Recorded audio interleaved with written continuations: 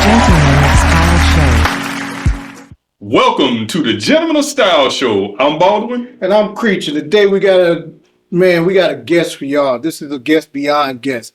You know what I mean? I'm saying that because when we started the Gentleman Style Show, our first guest was this gentleman right here. So that takes you back. Y'all done been with some episodes with us, right? I think it's like 2017, if I remember correctly. I could be wrong. 2017 going 2018, something like that. This man is an artist of all artists. When I tell you he writes, he sings, when his performance, come on now, we ain't even gonna talk about that. Man, I'd be remiss if I didn't say his hat game.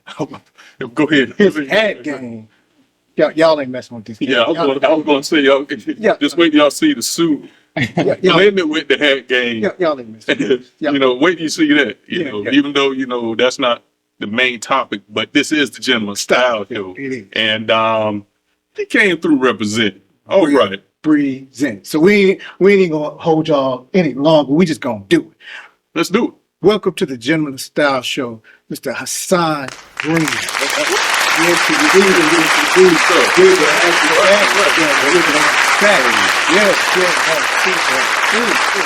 Man, clean. Yeah.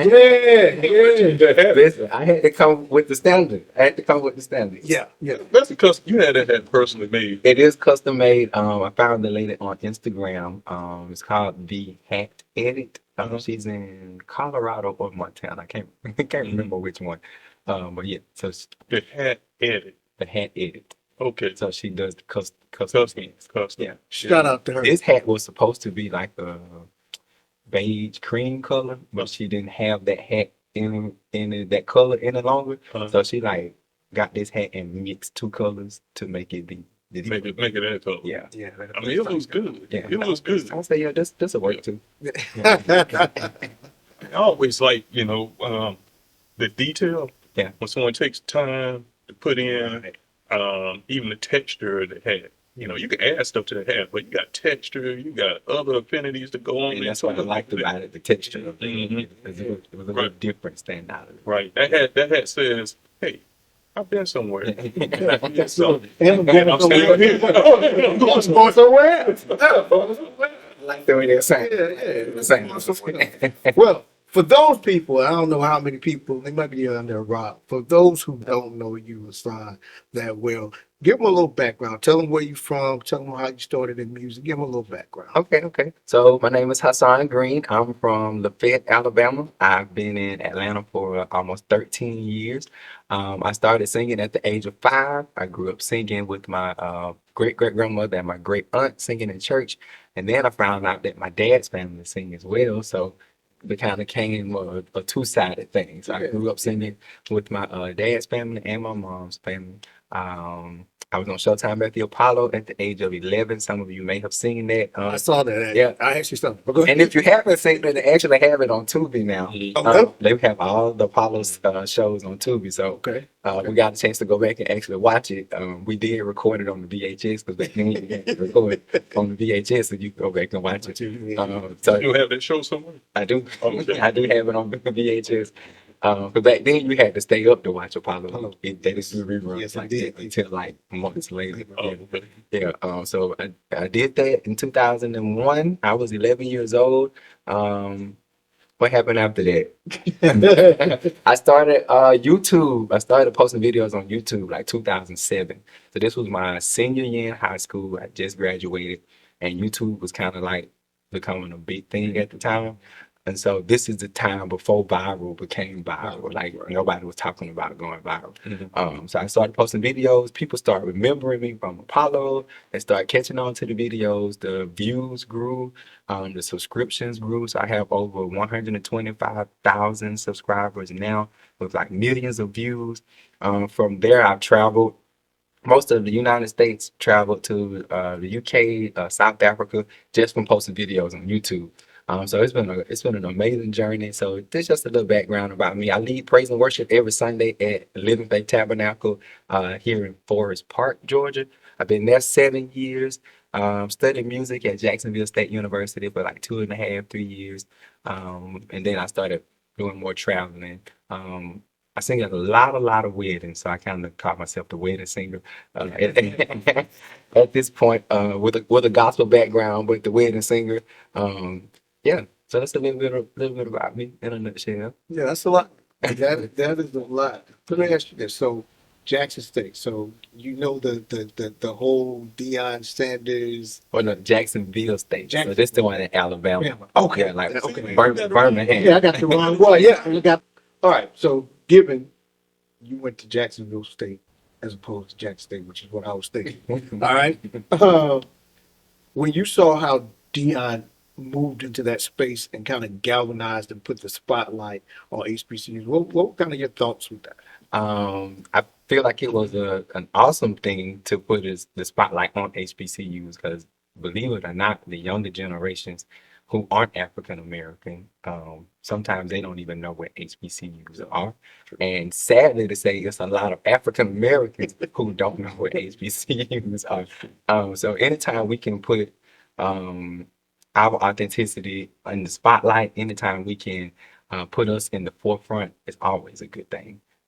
It's that good trouble that John Lewis always talked about. You know what I'm saying? Sometimes it may start off in a negative light, but the end result, can have a effect on a magnitude, Right. magnitude of people. Right. Yeah. That's right. Absolutely. That's right. So where have you become that lately? Um, It's always hard to answer that question because once I do it, I kind of forget about it. Just this Thursday, though, I was at a Cat's Cafe downtown. One of my good friends, Patrick Fortson, he was on The Voice, so some of you may remember him. Amazing singer. If y'all think I can sing, this guy he's like the male Whitney Houston. Like, he can just sing anything. But That's he's saying a lot. You saying I'm telling you, man. Yeah, Yes. he's that dude.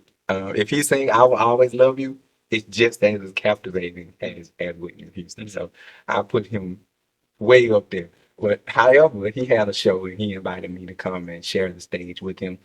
So that was my last performance Thursday, which was kind of exciting because it's been a minute since I performed at Cat's Cafe. Yeah. They always do open mic on Thursday nights. So they have a live band and anybody can just sign up to sing, but to actually be on a show. It's a kind of a different Do thing. you have a band that follows you, or Yeah. Oh, you do have one. Yeah, I have that option at this point. So I've actually, they call it the Rehoboth Band. Yeah. So we've been going for the last 2 years, Mhm. a little bit more steady than before. Okay. So accepting a lot more engagements. Actually, we have one coming up October 21st. For it's called the Allen Wing Foundation. They have just the Allen Foundation where they do a fundraiser every Halloween, so that's why it's the Allen Wing. So we'll be performing for that actually. So it's a Where's that going to be? I don't know. It's here in Atlanta. It's in Atlanta. Good enough. Yeah. Tap into his page if you want. Yeah, you'll find out. I was in DC. There's a foundation called the I Am Awards. It's a LGBT group that does awards for people who are prominent in the community, that work in the community. So they've invited me back 3 times to perform, and this time it was kind of on a larger scale. Right. So you had a lot of your who's Vivica Fox hosted. So you had a lot of nice people that was on the platform. So I was blessed to be able to share that platform as well. And that was April of this year. Yeah, so I did DC twice this year. Coming up, I have a lot of weddings, of course, that I'm doing. I have one actually Saturday in Douglasville. And most of those are, So October is just full of weddings. Full of weddings. Which is, I ain't gonna say it's strange, but it's funny because getting into October, you think the wedding, rush kind of slows down, but I guess not. I guess it's, year round. We had COVID, so people are making up for the time or something because, most everybody wants to get married spring. And so these off seasons be a little bit cheaper. Yeah, If it's not spring, the winter, yeah. That's right. Let me ask you this. Yeah. You're moving around. You're doing a whole lot. You're doing so much you can't even remember where you were at yesterday, which is fine. Activity and momentum, builds character. It propels you. It puts you in the places that you need to be. Question I want to ask you is the business behind it. Do you have like a manager, or do you have someone, or are you organizing the the back office of what you're doing? It's all on me. It's a one-man show. It's a one-man show. It's a one-man show. The new single by Hasan Green, Easy, is available on all platforms. Go check out Easy by Hasan Green. I would rather be by myself. Hey, baby, said I know that life gets hard, baby, but loving you is the easy part. Hey, you make loving you easy.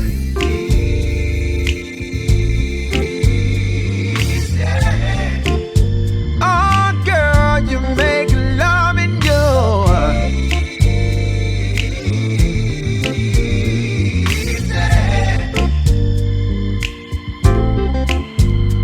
Was your style, I saw you from within, and every time I see your face, I fall in love. It's not to the point where I can't handle it. If it does get to, I would love to have a manager.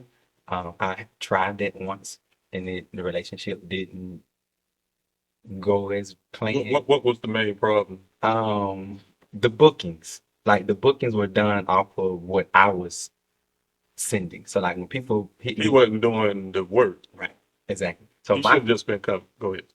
so that was my idea of getting a manager, was to have someone who could get me into places And just tell you, hey, you need that I couldn't do on my own, because I was doing a pretty good job, Right, pretty good job on my right, own. So right. I'm like, but once you reach a certain point, like you need somebody else to help, put you in those arenas or on those platforms. So Mhm. that was my idea, my goal, and I saw that he had connections or who he had worked with. So I felt like, okay, let's do it and see where it goes. Mhm. And so once those bookings were coming from people writing me on Facebook, people writing me on Instagram or YouTube, and then I'm like, okay, I'm referring those to you, but what are you doing? Right.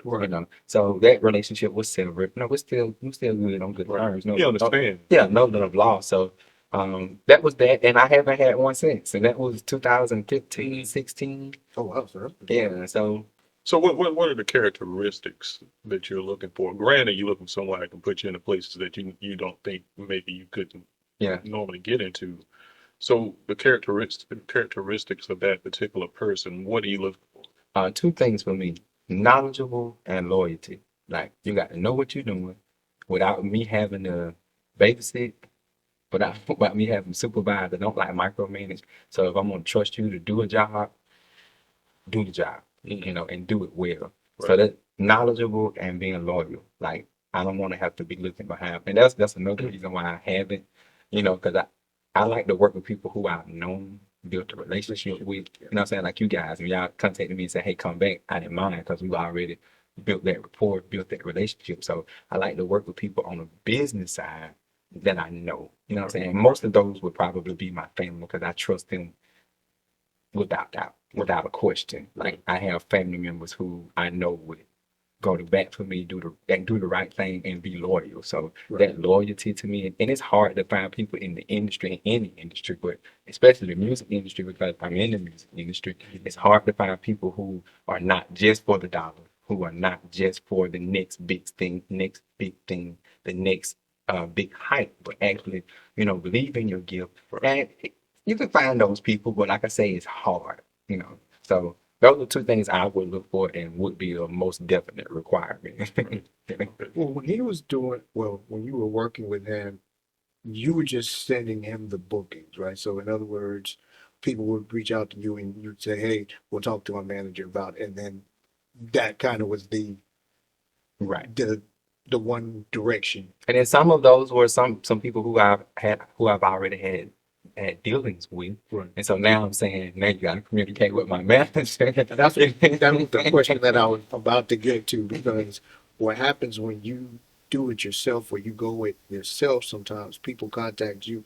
Well, two things. When they contact you, unfortunately, and you have a rapport, they feel like there's a certain price level or price that you're going to give them when you perform, as Right. opposed to when they go through a manager. Now they realize, like, And he might, the manager may want more money because they know that he might be worth more money, but we have a relationship. So that's why I was kind of alluding to trying to figure out how that worked, because that can get a little dicey when you work with people before and you say, okay, I have a manager, and then the manager, you may have had one price in mind. The manager comes back and says, "No, Yeah. this is what we're doing now." Yeah, and we went that route. So that was me stepping back. I'm no longer handling. I'm not no longer doing. So whatever conversation y'all have, that's me trusting, that you're gonna do the right thing. Whatever conversation y'all have is a conversation. That's what it's gonna be. So I took my hands off. However, the prices were at a place where it was just unreasonable, and that's when I had to like step in. Oh, he was tapping. Yeah. Yeah. So like for certain events, like for weddings, it was like $9,000. I'm like, okay, you can't charge people $9,000 to sing at their weddings, you know. Well, I mean, I don't know. I mean, I was can saying, he charge $9,000? It's not real. Don't underplay yourself. I do it all the time, but that just seemed unrealistic. Right. well, I would say it depends on what they're asking you to do, right? So if they're asking you for a full band and a full experience, Unrealistic. You still think that's unrealistic? No. If they were asking for that, right, but what they were asking for didn't match. match that. Oh, for that particular. Because every event is a different event. Yeah. Right. So every wedding that you go to is a different wedding. So there's a budget, there's a thought process, is there travel, do you want the band? Like, what is it that you want? Yeah. And you have to basically break it down, see what they want, and then you say, okay, this is what we're going to charge. This is what it's going to be. Because otherwise, if you went with a flat rate, some people can do that. But if you went with a flat rate, sometimes you can sell yourself short. 'Cause Yeah. you're like, okay, And end up coming out your own a pocket. pocket, right? So it definitely varies with events. Yeah. But that, like I said, it was in Nashville. But they weren't asking for a band. That I was gonna be singing to tracks, and it was only like 2 or 3 songs. So I just didn't feel like the work matched Right. that. If I was doing an hour set for a band, The whole performance, right. then yeah, let's go that route. But Yeah. and it left a bad taste in their mouth, and in the bride and groom's mouth, and to me, because it was no, I don't know. Were you able to? Was this an after effect, or were you able to have a conversation? I went back actually like years later, and I found their emails and reached back out to them, just so that there wasn't any bad, because I don't have a bad name, Right. Right. and I don't want my reputation to be ruined by any means. Right.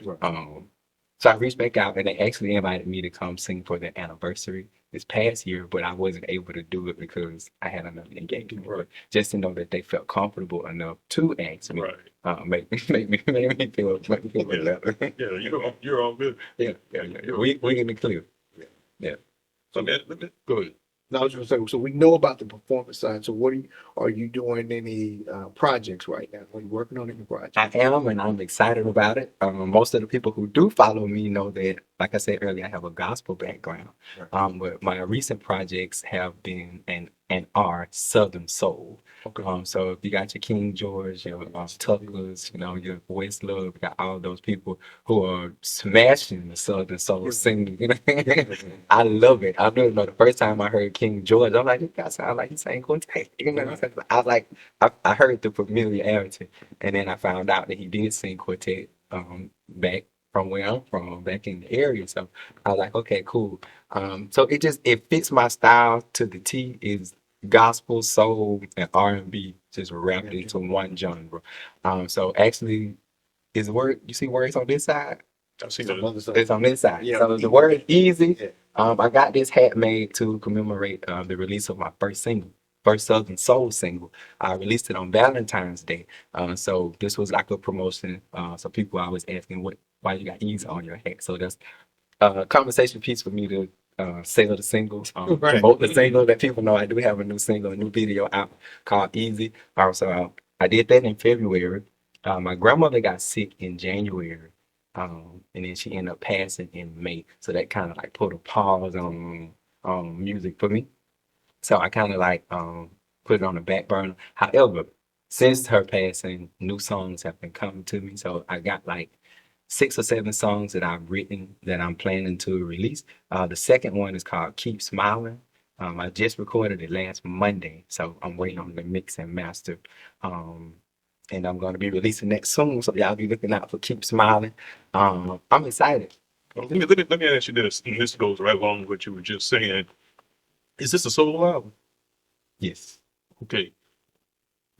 Do you ever like duet with anyone or go in and do? No, go ahead. Go ahead. What?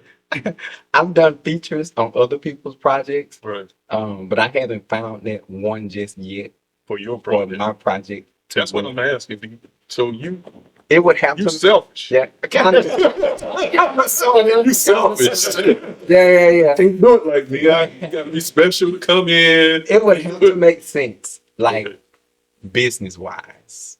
Right. Business wise and sound wise. Like a lot of like, okay, for example, when I did my first single in South Africa, Yeah. new artists, nobody knows who I am except for the people who follow me on YouTube. Mhm. However, on a larger scale, nobody really knew who I was. So you got people who want to work with me and they want to introduce me to the music scene in South Africa. Mhm. So what they do is they team me up with a popular South African gospel artist. Right. So that's what I mean by it has to make sense. Like if I'm gonna team up with somebody, you need to be Right. well known. Like you Right, need right, to be able to Right. put me on a platform Right. that or put me in some ears that I'm Right. not gonna normally Right. be. Right. You know what I'm saying? You trying to expand your Ex- art. Right. Yeah. So I need teaming your up with audience to be mount. King George, somebody like you know what I'm saying, it would make sense. Right. I just did a feature with the artist S. Dot. He's out of Texas. I don't know if you heard of him, but he has a very popular Well, we're in Texas. um Okay. I don't know. He has a popular line dance song called Slow Wine, Mhm. and it's Zydeco music. Zydeco? Zydeco. Yeah, so I learned to dance, put a video on Snapchat, YouTube, TikTok, because it's very popular. A lot of the trail ride people who ride the horse and stuff, it's kind of popular on that scene. That brings up something else. I was on either Facebook or TikTok the other day, right? Mhm. And you know how random it like suggests different stuff, Yeah. especially TikTok. It's something you're not even looking at. It'll throw it out there Yeah. and just say, you'll see it. And country music, black people in country music artists came up, which is a building trend. Mhm. And it gave like about a list of 5 individuals, black people that were actually doing country music. I went on YouTube, I looked at all their, listened to all their songs and everything. It's really good, stuff and everything. Have you ever thought about doing country? Yes. I don't know if I could pull the sound off. Oh no, I just heard something just now. I probably could, but I love country music. Love country music. I love it because it tells a story and the lyrics and just love country music. But I teamed up with the artist S. Dot. Did a feature on one of his songs, so we're gonna see how that. Is he country? He's not country. Oh, okay. He does. It's mainly Zydeco, but it's Zydeco and Southern Soul mix. So he's like a mix. This is cool. Yeah. Cool. Yeah, you gotta look it up. Slow Wine is the name of his song. Real nice song. But he ended up seeing my video of doing the line dance. I love the line dance. Doing the line dance, and he hit me up. He was like, I never really watched these videos. Like everybody always posts them. He was like, well, when I saw yours, I watched it. And he was like, this dude kind of looked like he might be somebody. So he went to my YouTube and saw that I sing and started looking at the video. So that's how that connection was made. So I ended up teaming up with him and doing a feature. But I haven't again found that person. And I know a lot of singers, but just having that person to feature. And on my project, and it's not too late because I'm only 2 songs in. So once I record it, and if I hear like somebody else should be on this part, then we may consider that. How many songs you gonna put on this album? I'm at 8 right now, Mm-hmm. but I may do something like 3 or 4 just for EP to go ahead and just put that out. Mm-hmm. And then do the complete project, but I will be doing Keep Smiling before I do the EP because I want to go ahead and put that out. I just put a little snippet out just to see what the response would be, and everybody loved it. They were like, when is this coming out? I'm like, I haven't recorded this song. So I went ahead and recorded it, and then I'm working on the concept for the video and stuff like that. And then so it should be out within a month. Let's say. If you had a favorite, I'm sorry, I'm holding the spot like that. If you had your choice of, I know you said it has to make sense business wise, but if you had your choice of someone, anybody that you would like to perform with, who would that person be? John Legend. It would have to be John I didn't expect it. or John Mayer. Those are mine. Either or. Yeah. I mean, that could be either way. Probably John. Well, John Legend has been my favorite artist since he came out. But John Mayer just brings I love John Legend. He got like a sultry type of vibe, to him and everything. I didn't like John Legend when I first heard him. I did not like him. I was like, man, this dude sounds odd to me. Yeah, and you're not the first person I heard say that. Especially his first song was Ordinary. I like dude now. I love him. I mean, he's. I wouldn't say I didn't like him, but at the time I was on Anthony Hamilton so hard, and I couldn't understand how he was being elevated over Anthony Hamilton. So that was the issue for me. I like John Legend. I'm like, but I was listening to that Anthony Hamilton CD, and I was like, wait a minute, nah, you can't. So that was the only thing. But I've always liked. You can't like two people the same. Yeah, I can, but I just couldn't understand how it felt like everybody was just. You hadn't caught that. It was like Anthony was in that space, and it was like seemed like John just came in and just kept doing this, and I was like, wait a minute. It was like how Cardi B came in and Nicki Minaj was like, why are you coming? It wasn't the same. It wasn't the same. Nicki she'd already like elevated. Yeah, she had got to that point. Anthony is kind of he's grown a lot since then, of course, but Anthony was kind of in that space where like Gerald Levert was living. Like all of us know him and love him to death, but it was like to me he was more global to me. So what was your tipping point? Hey, I mean with him. What that you came over and you were like, okay, no, I never. I've always liked John Legend. It was just at that moment for me, I was like, okay, how are we gonna just, surpass, Anthony Hamilton with his body of work and, ordinary people, but you sound like a hater right now. No, love John Legend. Got no. All right. I think for me, John Legend, because what struck me was nobody was on the radio singing just to a piano. Like at that time, so the very first time I heard the song, I was like, Alicia Keys wasn't singing on piano during that time. She was, but it's still different. I'm sorry, go ahead. I'm sorry, I had to. It's like, what was her song? I Keep On Falling. Yeah. It wasn't just piano though. It was like a whole track. Ordinary People was just piano. Right. Right. And that was to me that was like not popular at that time because it was just like raw vocals to me. And Alicia Keys can't be the same like that. So.